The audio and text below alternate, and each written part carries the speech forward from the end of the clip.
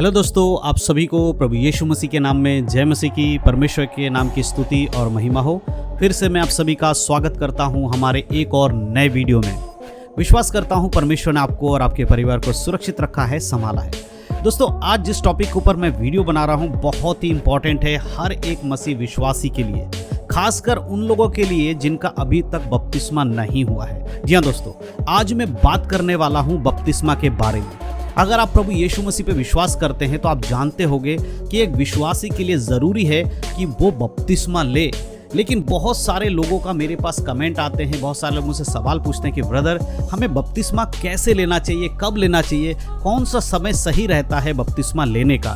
तो आज इस वीडियो के माध्यम से मैं आपको वचनों के द्वारा बताने वाला हूँ कि आखिर बपतिस्मा लेने का तरीका क्या है और किन लोगों को बपतिस्मा लेना चाहिए और बपतिस्मा लेने की उम्र क्या है, क्या बच्चों को बपतिस्मा देना है या बड़े होकर लेना, ये सारी बातें आज के इस वीडियो के माध्यम से मैं आपको बताने वाला हूँ। तो ये वीडियो को पूरा देखिएगा, स्किप करके मत जाइएगा, क्योंकि अगर आप वीडियो पूरा नहीं देखेंगे तो आपको पूरी जानकारी नहीं मिलेगी। और हमारा वीडियो ज़्यादा लंबा नहीं होता है, 7-8 मिनट का एक वीडियो होता है। अगर आप इस वीडियो को पूरा देख लेंगे तो आप समझ पाएंगे कि वचन में क्या लिखा गया है और कैसे हमें चीज़ों को करना चाहिए वचन के अनुसार। तो मैं विश्वास करता हूँ कि आप पूरा वीडियो ज़रूर देखेंगे। तो दोस्तों, इस वीडियो को देखने के बाद अपने मसीह भाई बहनों में वीडियो ज़रूर शेयर कीजिएगा, क्योंकि ये वीडियो दूसरों लोगों के लिए भी बहुत ही ज़्यादा ज़रूरी है। बहुत सारे लोग बपतिस्मा के बारे में सही जानकारी नहीं रखते, इसलिए आप अगर शेयर करेंगे तो उनको भी पता चलेगा। तो चलिए दोस्तों, ज़्यादा देर नहीं करते हुए आज के इस वीडियो को हम सब मिलकर शुरू करते हैं। तो दोस्तों, जैसे कि मैंने वीडियो की शुरुआत में आज आपको बता दिया कि आज हम बात करने वाले हैं बपतिस्मा के ऊपर में। बपतिस्मा क्या है? देखिए मेरे प्रियो, सबसे पहली चीज आप एक बात समझ लीजिए कि बपतिस्मा क्या है कि परमेश्वर की आज्ञा है, प्रभु यीशु मसीह की आज्ञा है। जब हम वचनों से पढ़ते तो हमें समझ में आता है कि बपतिस्मा लेना बहुत ज़रूरी है।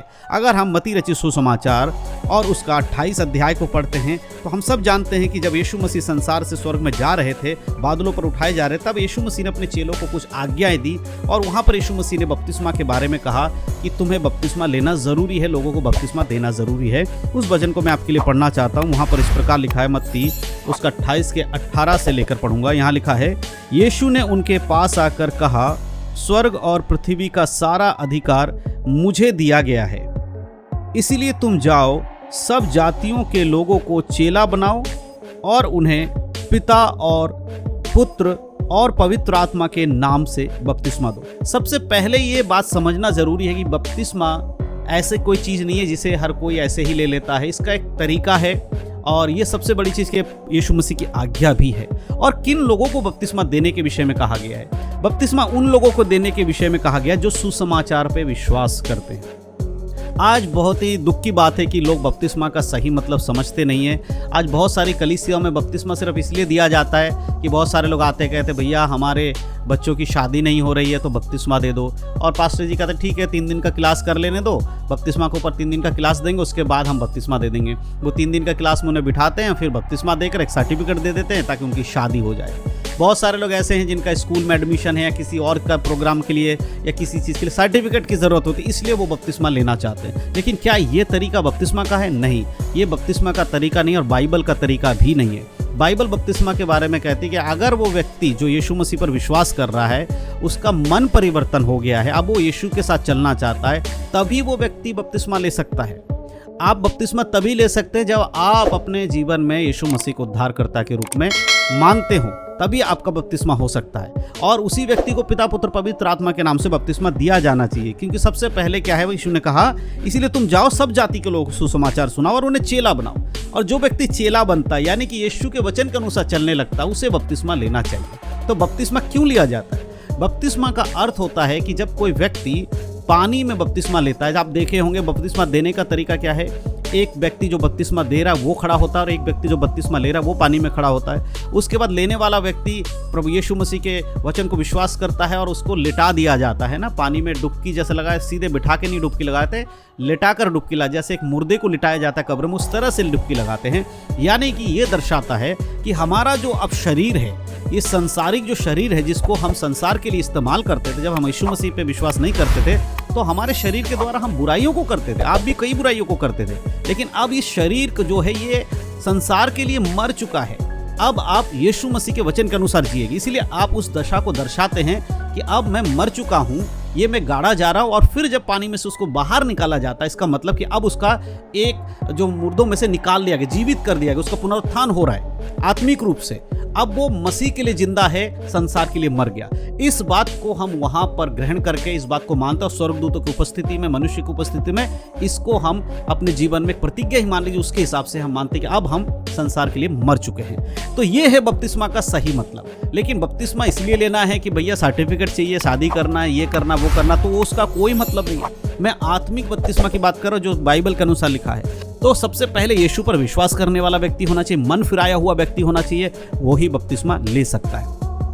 अब आती है बात की उम्र क्या होनी चाहिए बपतिस्मा लेने की। देखिए, उम्र का सबसे सिंपल तरीका, यहाँ उम्र कहीं पे बाइबल में एकदम लिखा नहीं गया है कि बपतिस्मा लेने की इतनी उम्र है, 10 साल है, 5 साल है, 6 साल है, 10 साल, 20 साल है, ऐसा नहीं लिखा है। बट हमें उस बाइबल के वचनों को पढ़ के पता चलता है कि छोटे बच्चों को बपतिस्मा नहीं देना चाहिए, क्योंकि जो भी व्यक्ति बपतिस्मा लेता है उसको क्या होना चाहिए, बोध होना चाहिए, ज्ञान होना चाहिए, उसको वचन के बारे में पता होना चाहिए, उसको यीशु मसीह के बारे में पता होना चाहिए, उद्धारकर्ता कौन है ये पता होना चाहिए, शैतान कौन है ये पता होना चाहिए, कैसे मन फिराना है ये सब पता होना चाहिए, अपने पापों से क्षमा मांगने वाला होना चाहिए।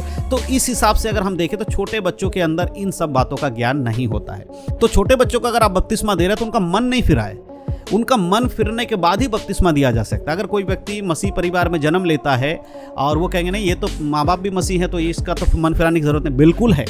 माँ बाप अगर मसीह में है तो बेटा पवित्र होगा, ऐसा नहीं है, हर किसी के लिए आज्ञा है। तो छोटे बच्चों को अगर आप देखेंगे 5-7 साल के जो बच्चे होते हैं, उससे नीचे के जितने बच्चे हैं उनको कोई ज़्यादा खास बोध नहीं होता, उनके पता नहीं होता पाप क्या है क्या बुराई है, वो एक बचपना में रहते हैं। लेकिन जब वो बड़े हो जाते हैं 10-12 साल के होते हैं, उनको बुद्धि आ जाती है कि हाँ उन्हें पता होता है कि गलत क्या है सही क्या है, तब एक व्यक्ति का बपतिस्मा होना ज़रूरी है। कोई लिमिट नहीं है किस उम्र में होना है, लेकिन जैसे ही आप अगर वचनों को समझ रहे हैं या आपका बच्चा वचनों को समझ रहा है, उसको पता है कि यीशु मसीह क्या है, पाप क्या है, इन सब के विषय में ज्ञान है, अगर वो अपने उद्धारकर्ता के रूप में यीशु को ग्रहण करता है, उसको तभी बपतिस्मा देना चाहिए। और क्यों किसी के जोर जबरदस्ती बपतिस्मा नहीं होता, लेने वाले व्यक्ति का हृदय परिवर्तन होना चाहिए। तो छोटे बच्चों को बपतिस्मा नहीं देना है। सियाने होने के बाद जब बोध आ जाए कि भाई यीशु मसीह को अगर हम बोलेंगे, आप बोलिए यीशु मसीह आपका उद्धार करता, क्या आप विश्वास करते हैं, वो दिल से अगर उस चीज़ को विश्वास करता, उसे पता है यीशु कौन है, तो वो अपना मन फिराएगा, पश्चाताप करेगा अपने पापों से, और उसके बाद उसका बपतिस्मा होगा। अब यहाँ पर एक वचन मैं आपके लिए बताना चाहता हूँ जहाँ पर हम सभी लोग जानते हैं, प्रेरितों के काम में है।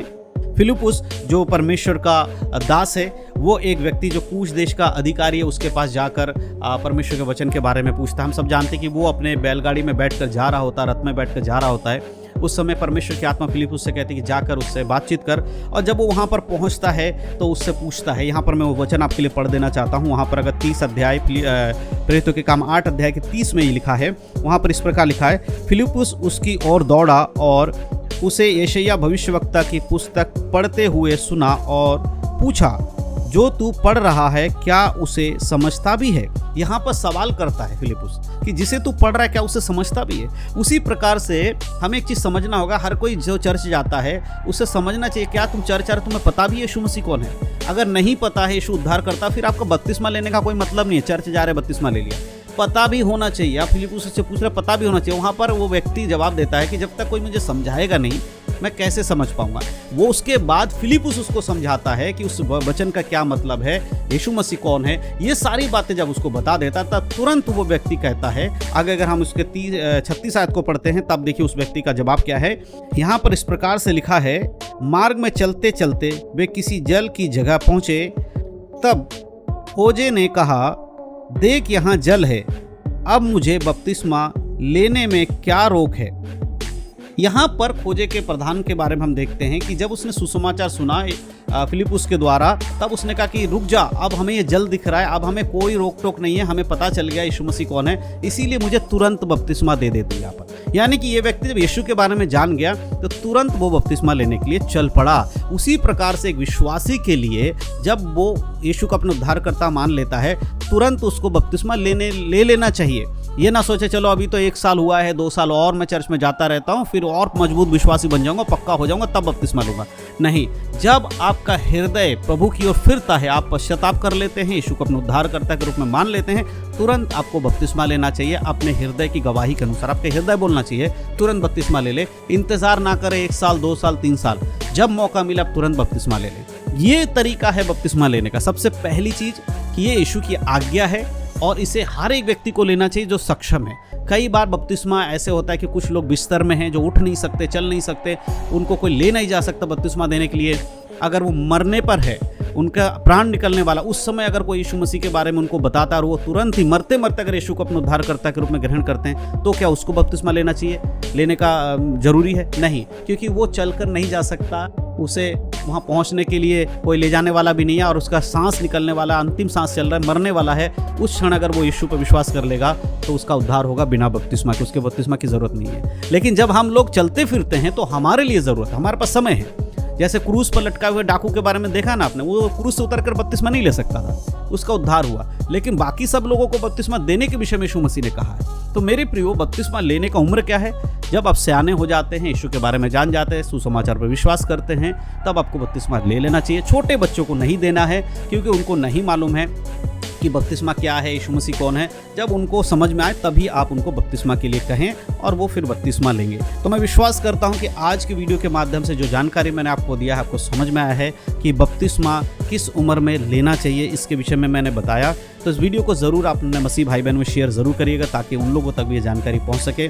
प्रभु इन सारे वचनों के द्वारा आप सबको आशीष दे। यीशु मसीह के नाम में सबको जय मसीह की। God bless you. आशीषित रहे, प्रभु में बढ़ें, उद्धार में बने रहे, यीशु के नाम में, आमीन।